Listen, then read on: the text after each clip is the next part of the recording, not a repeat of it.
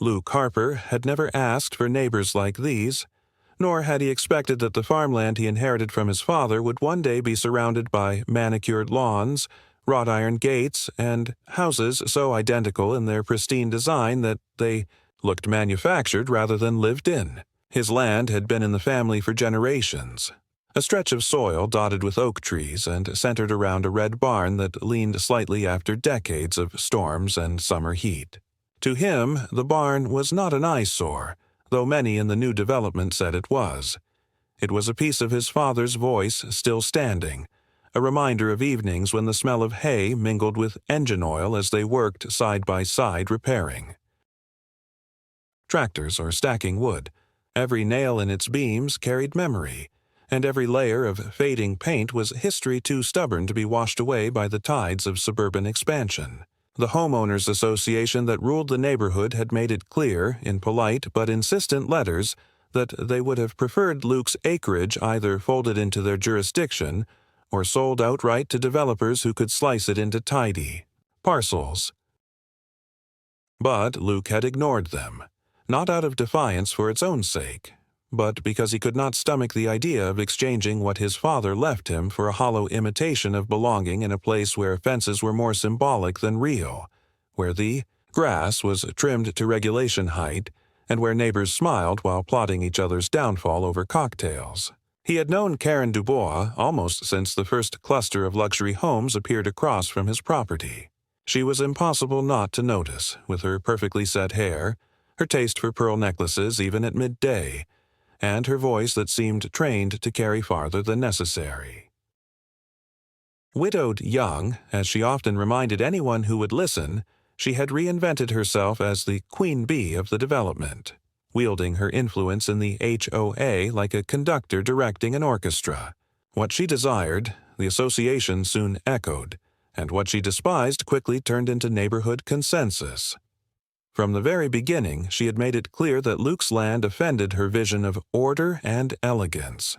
More than once, she had appeared at his fence line, an expensive leather binder tucked under her arm, asking him with an exaggerated sweetness how much longer he planned to hold on to this little relic.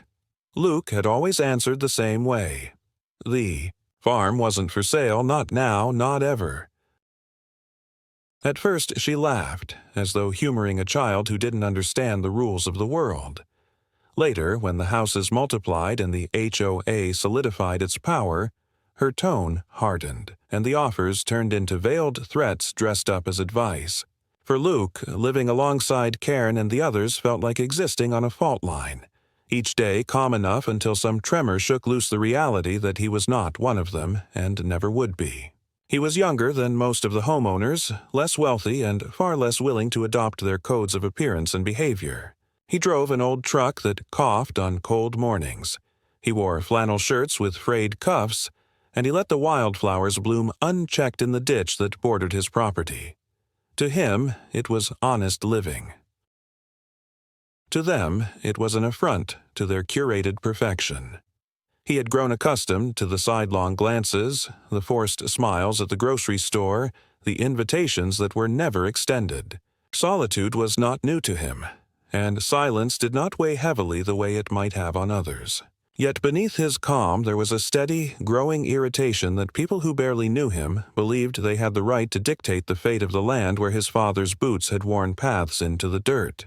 Every evening, as the sun dipped behind Karen's sprawling mansion with its columns that pretended at southern gentility, Luke would sit on his porch and look at the barn, its wood catching the last glow of light.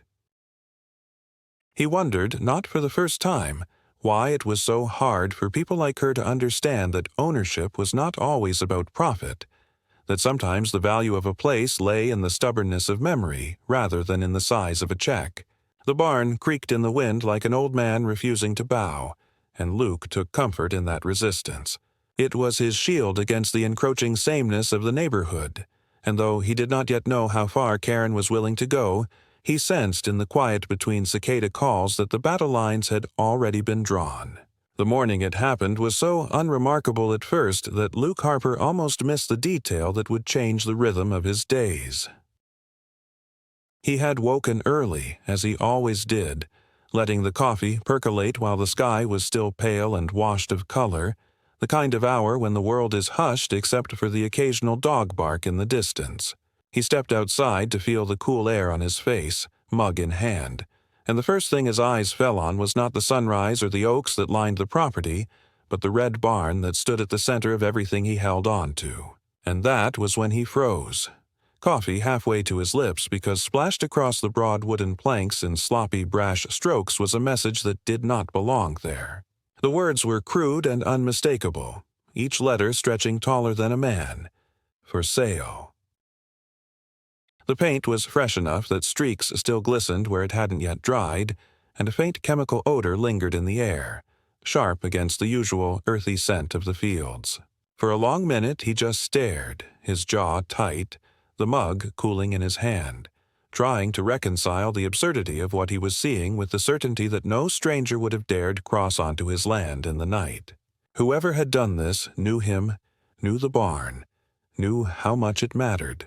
When he set the mug down on the porch rail and began walking toward the barn, his boots crunching over gravel, he noticed something else.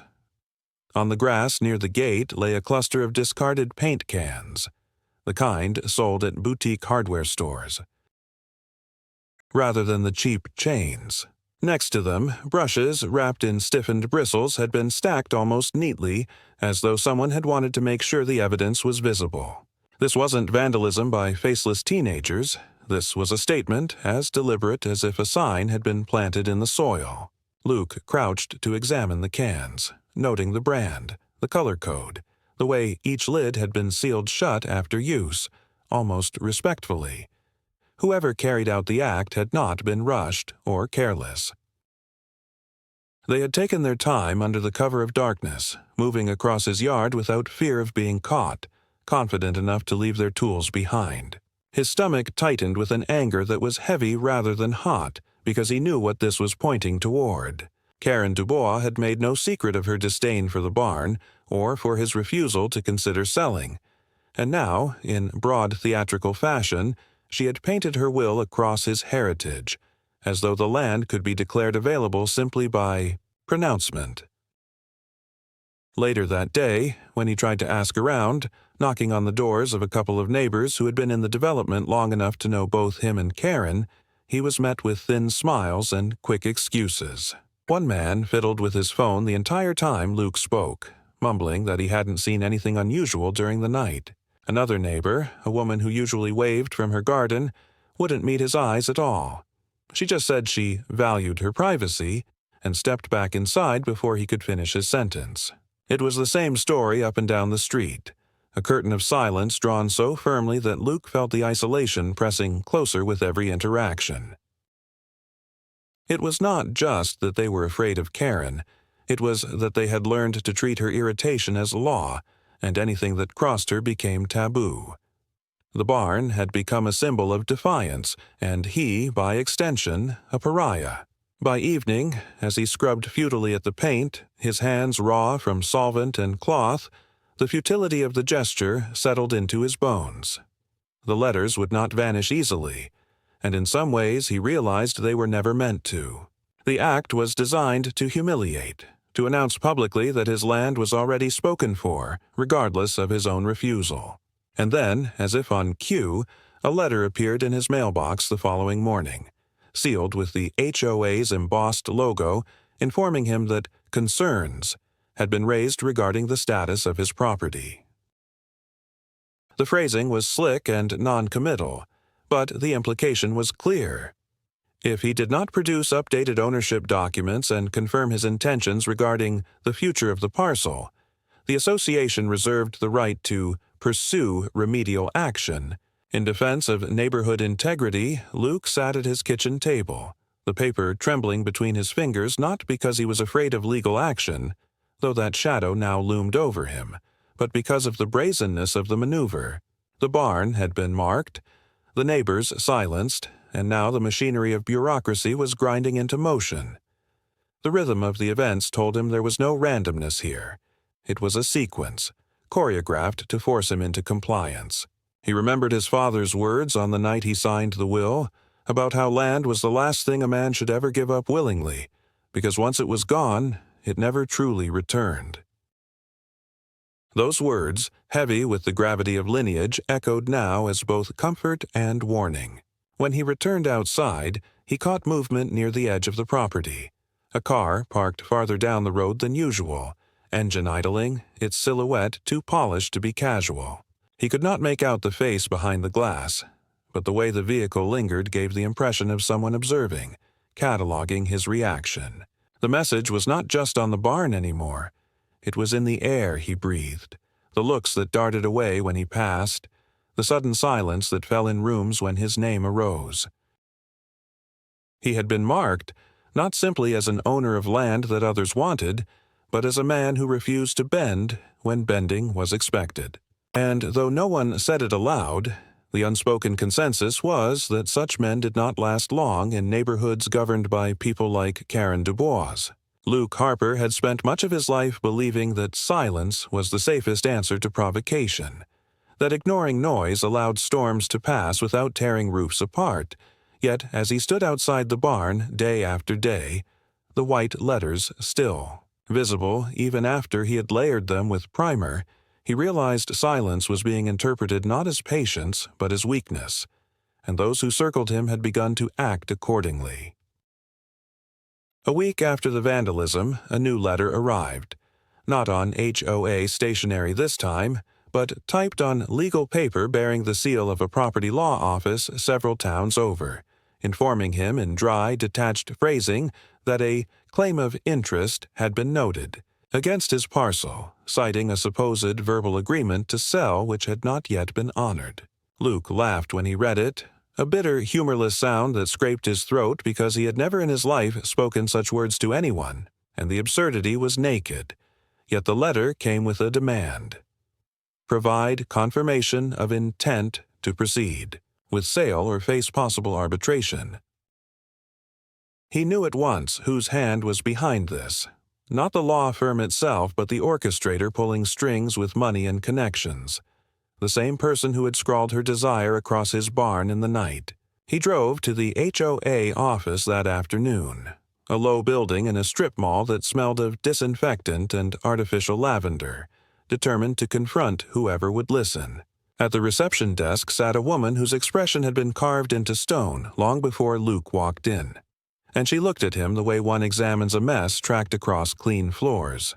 He asked for the association president, and after being told repeatedly that appointments were required, he raised his voice, steady but sharp, until the door behind her opened and a tall man in a slate suit appeared, his smile thin as parchment.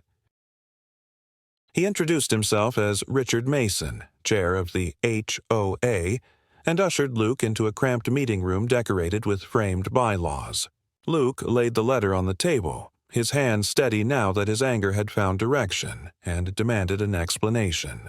Richard's eyes flicked across the page, then back to Luke, and in that moment there was no trace of surprise, only the kind of practiced detachment that suggested he had seen such tactics employed before, perhaps had even sanctioned them. "Mr. Harper," Richard began, his voice calm. Too calm.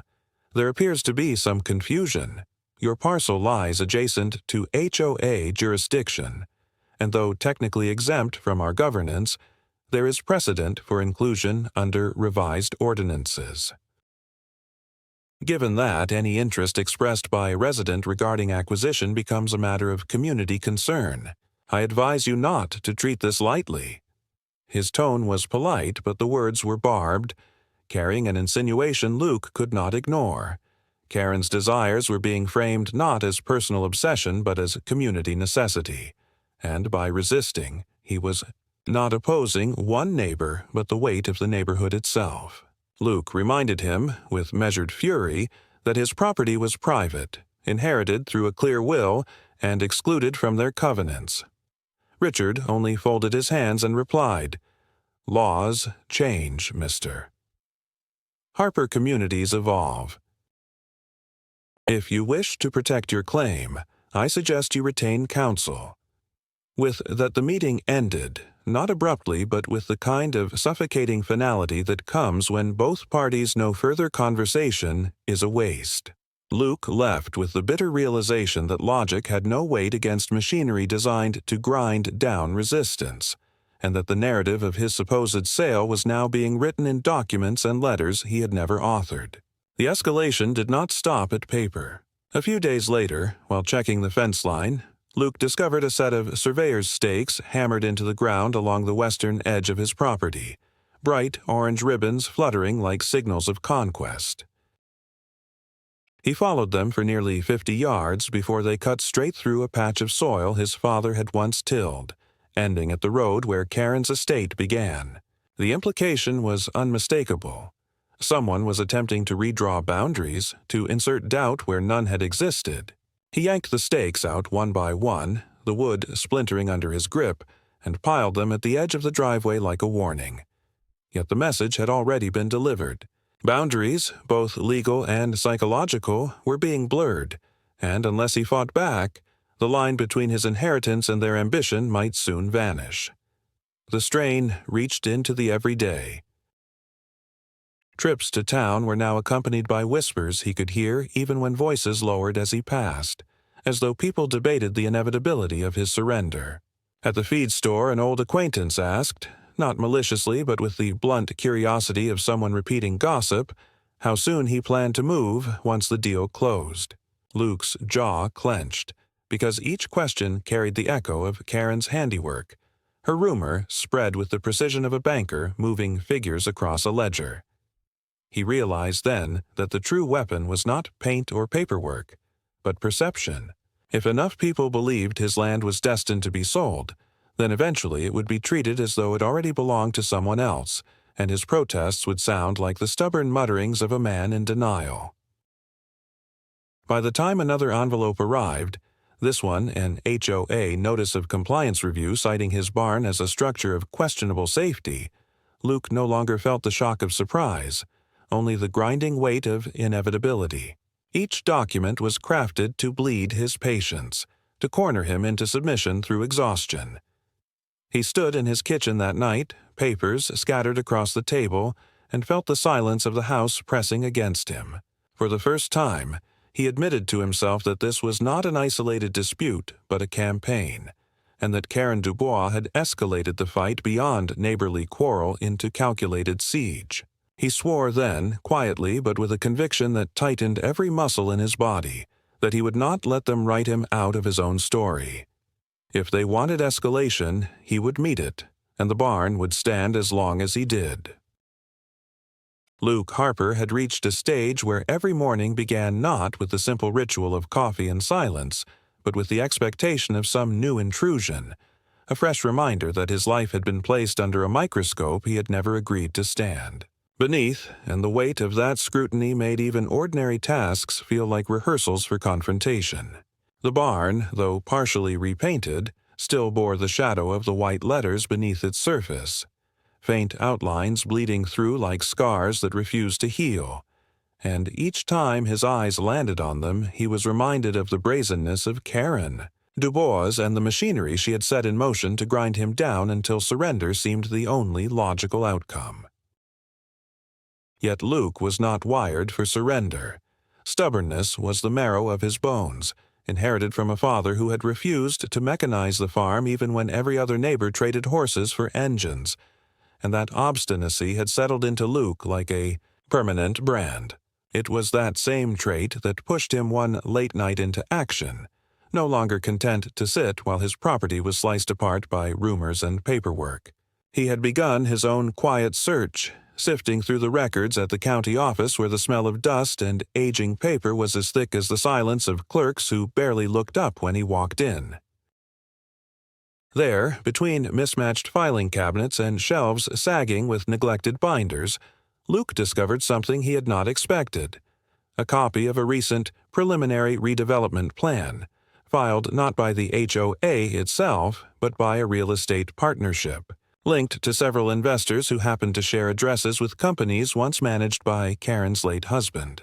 The document was not binding, yet it laid out in bold language the projected transformation of his parcel into a section of luxury townhomes, complete with projected revenue tables and diagrams that erased his barn as casually as one would rub chalk. from a board. The shock of seeing his land reduced to a grid of rectangles and profit margins tightened his chest, but it also clarified what he had suspected all along, that Karen's campaign was not fueled solely by aesthetic distaste or neighborly arrogance, but by cold, calculated ambition tied to financial gain. That night he could not sleep, pacing the floor of the farmhouse while outside the crickets sang their endless chorus, until at last, driven by a mixture of anger and clarity, he made a choice he had long resisted. For years he had avoided entering Karen's world, refusing to step foot on her property no matter how many times she paraded her invitations in thinly veiled mockery. But as midnight thickened into the kind of silence where every sound is amplified, Luke pulled on his boots, took a can of black paint from the shed, and walked the gravel path toward the mansion that glowed faintly under security lights. The risk of cameras lingered in his mind, yet his fury burned hotter than caution, and when he stood before the pristine white facade of Karen's palace, he raised the brush and began to scrawl letters so large and dark they seemed to swallow the surface itself. Foreclosed. Each stroke was deliberate, not rushed or sloppy, but steady, carved into the wall with the same conviction that had once guided his father's hands over the soil. When the word was finished, he stepped back, breathing hard, and for the first time in weeks he felt the balance shift, however briefly. The following morning, the neighborhood buzzed like a hive rattled from within. Homeowners whispered by their driveways. Children pointed as they rode bicycles past the mansion now defaced by a single, merciless word. And Karen herself emerged mid-morning, wrapped in silk, her expression carved from ice as she stared at the ruin of her carefully maintained image. She did not scream or call police in the moment. Instead, she simply stood there, one hand pressed to her cheek, as if absorbing the fact that she had finally been met on equal terms. Yet, by afternoon, Luke's mailbox held another envelope, this one bearing not the HOA's seal, but the insignia of the county building inspector, citing a complaint filed regarding the unsafe conditions of his barn and summoning him to attend a hearing on potential code violations. The retaliation was swift, precise, and chillingly impersonal. Luke attended the hearing in a sterile municipal building where fluorescent lights hummed overhead and the chairs creaked with the shifting weight of strangers. Across the table sat not Karen, but a pair of men in neat ties, presenting photographs of his barn taken at angles that exaggerated every imperfection: the sag of the roofline, the weathering of the boards, the tilt of the foundation. They spoke of hazard and liability, of potential collapse and danger to the community, as though the barn were a ticking bomb rather than a structure that had stood longer than most of the people in the room had been alive. Luke countered with the deed, the will, the records of repairs he had undertaken, but it was clear that the men were not there to be convinced. They were there to establish a narrative. His land was deteriorating, his resistance irresponsible, and the solution was removal. Yet even in that sterile environment, cracks showed. One junior clerk, fumbling with documents, dropped a folder that spilled across the floor, and among the pages Luke glimpsed correspondence between the inspector's office and the same real estate partnership whose redevelopment plans he had. Uncovered. The discovery was fleeting, a half-second before the papers were gathered again, but it burned into his mind like proof of conspiracy. The barn was not being questioned because it was unsafe. It was being targeted because it stood in the way. That night, sitting at his table with the single bulb casting shadows over the scattered documents, Luke realized the war had entered a new phase, one where the opposition would cloak itself in procedure and legality while hiding its true face behind signatures and seals. But Luke was no longer willing to play passive. He began documenting everything, photographing the stakes he had pulled, collecting the letters in careful folders, tracing the names of companies tied to Karen's orbit. He reached out quietly to an old acquaintance who worked in property law, not to hire but to ask for guidance, and though the man warned him that such fights drained pockets faster than wells drained in summer, He also admitted that the evidence Luke had already gathered hinted at something more than mere neighborhood dispute. "They're overreaching," the lawyer muttered, flipping through the copies. "That kind of overreach leaves trails."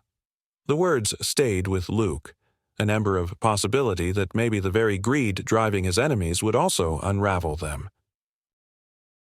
Still, the cost of resistance was mounting. Friends who once waved across town now crossed streets to avoid him, unwilling to be caught in the crossfire of Karen's disapproval.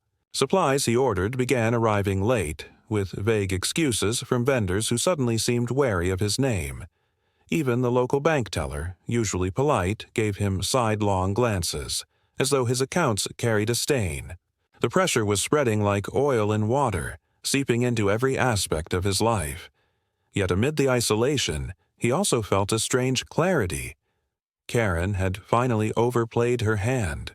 The word he painted on her mansion had struck deep, exposing her need for control as desperation rather than power.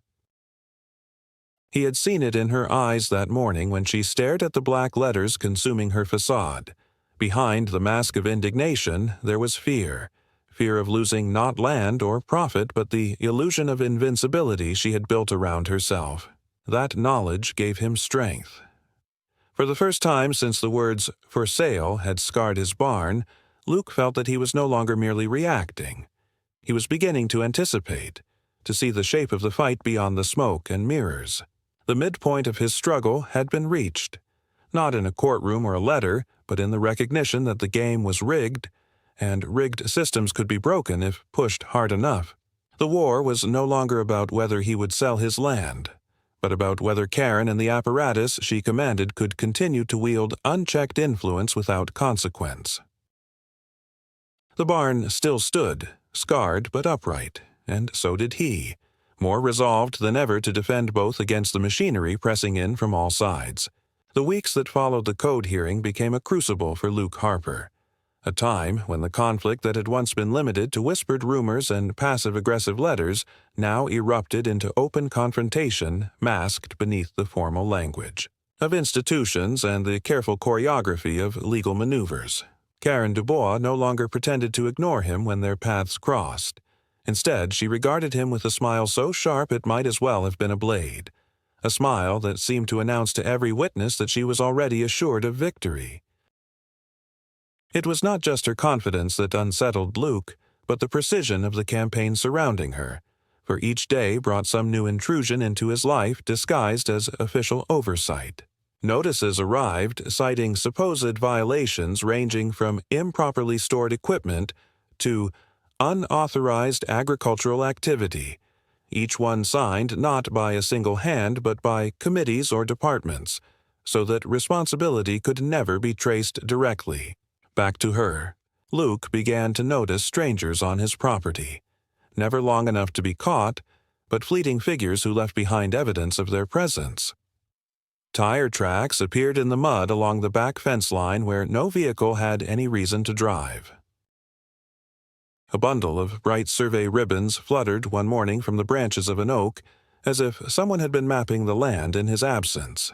He once found a clipboard lying just beyond his gate, its pages damp from dew, filled with sketches of the barn and notes about potential demolition timelines. It was clear to him now that Karen had moved beyond mere intimidation and was laying the groundwork for actual transfer of his land, preparing documents and records so that by the time he challenged them, the narrative of inevitability would already be in place. The pressure stretched into his personal world in ways that felt almost surgical. When Luke tried to renew his insurance policy on the farmhouse, he was informed that underwriters had flagged the barn as a liability based on reports of structural decline, and his premium had doubled overnight.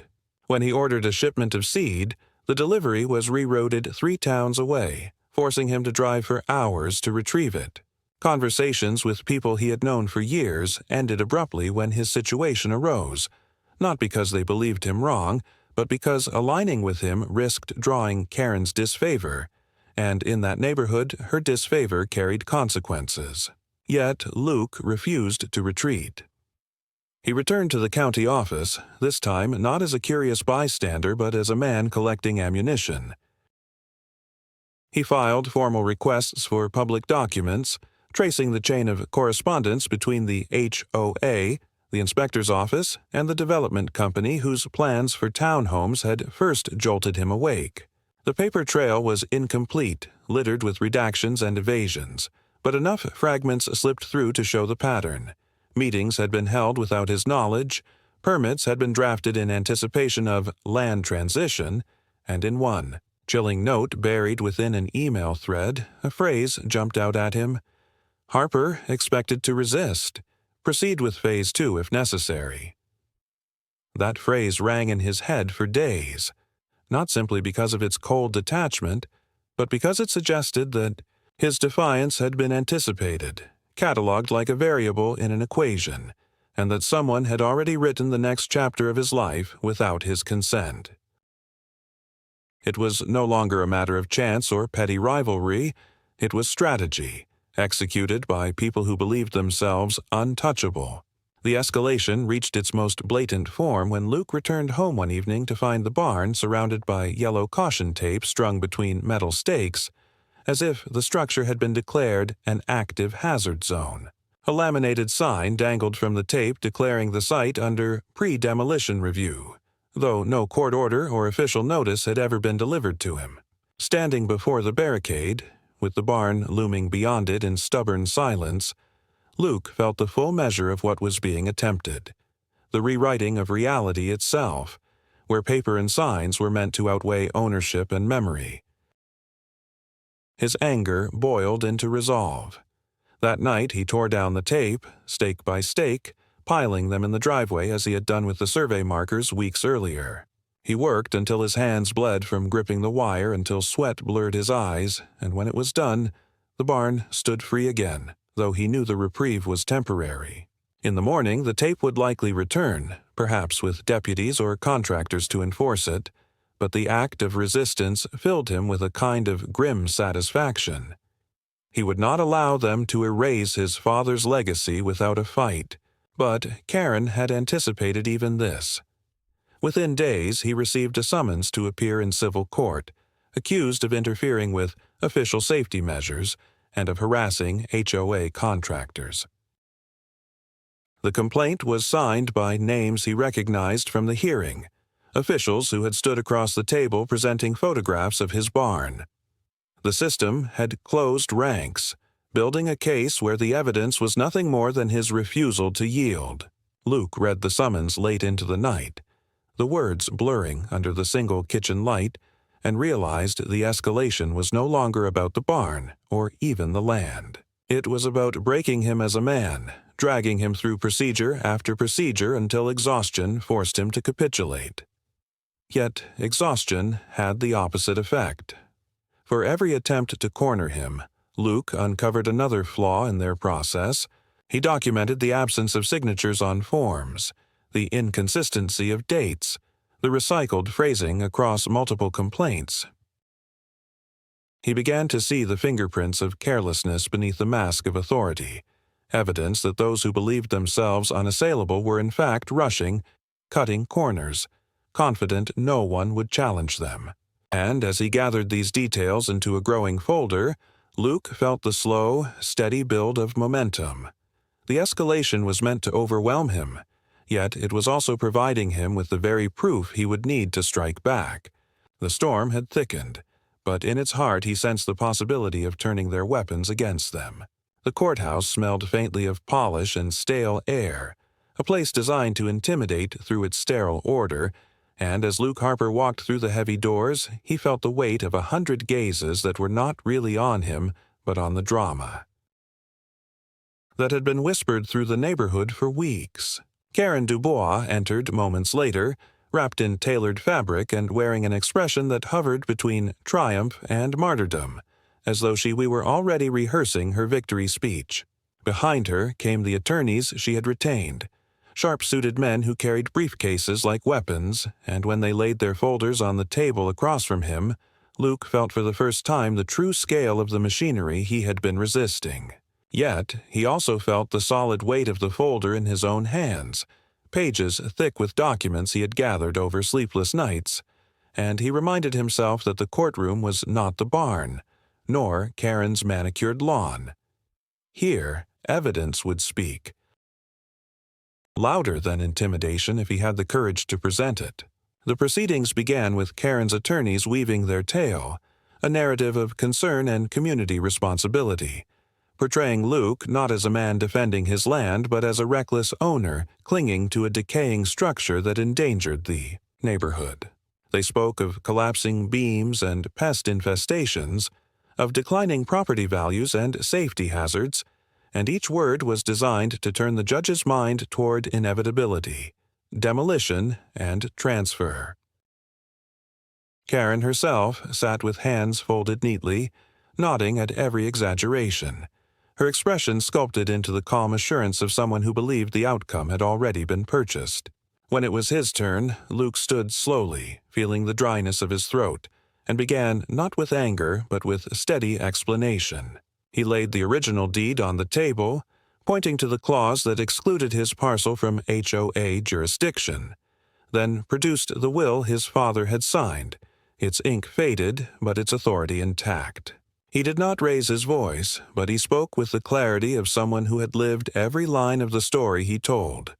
The night the barn had been marked with the words, "For sale," the survey stakes hammered into his soil without consent, the caution, tape strung across his land like a noose, the letters that multiplied with mechanical regularity until they nearly buried him. With each item he pulled from his folder photographs of the vandalism, copies of redevelopment plans linking Karen's name to investment groups, emails obtained through public record requests that revealed coordination between HOA officials and developers. The quiet in the courtroom deepened. The judge leaned forward, her expression shifting from practiced neutrality to sharpened interest as Luke presented the most damning piece, an internal memo from the inspector's office, obtained accidentally through a clerical mistake, in which his property was referred to not as a private holding but as Target Parcel Phase 2. That phrase, echoing the one he had discovered weeks earlier, cut through the air like a blade. The attorneys attempted to object, to dismiss the memo as informal or irrelevant, but the judge silenced them with a raised hand. Karen's composure faltered for the first time. Her lips tightened. Her eyes flicked toward the attorneys with something close to panic, and the faint flush that crept into her cheeks betrayed the unraveling of her carefully constructed facade. Luke, sensing the shift, pressed on, reminding the court that beneath all the legal posturing lay a simple truth. His land was his inheritance, his memory, and no amount of procedural manipulation could erase the fact that it had been stolen in spirit long before any signature tried to claim it on paper. He ended not with a plea but with a statement. This barn stood before any of these houses were built. It stood before the bylaws and the gates, and if justice means anything, it will continue to stand. The silence that followed was thick, broken only by the judge's pen scratching against paper as she made notes. When she finally spoke, her voice carried the finality of iron. The HOA's actions, she ruled, had exceeded their jurisdiction. The evidence of coordinated pressure was clear and troubling, and the attempt to force compliance under false pretenses could not be allowed to stand. The complaints were dismissed, the demolition halted, and the court ordered an inquiry into the conduct of those involved, with the potential for financial restitution to Luke should wrongdoing be confirmed. The gavel struck, and in that sound Luke felt not triumph exactly but release, the tension of months dissolving into the knowledge that the tide had turned. Karen sat frozen, her attorneys whispering urgently at her ear. But she no longer looked like the queen of the neighborhood.